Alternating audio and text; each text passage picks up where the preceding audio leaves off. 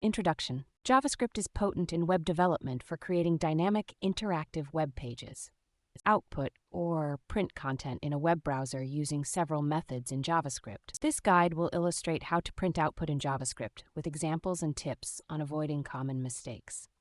Understanding JavaScript output. JavaScript does not have a built-in print function like Python or Java. JavaScript uses various methods to display data, either in the web browser's console, an HTML element, or a dialog box. Methods to print in JavaScript. Console.log. Method.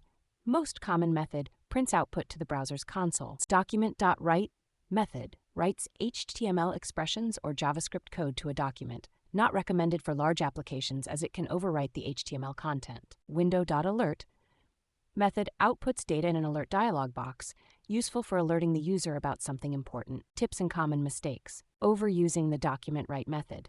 This overwrites the HTML content of the web page. Use sparingly. Not opening the console. The console.log method prints output to the browser's console, which is not usually visible by default. Overusing alert boxes.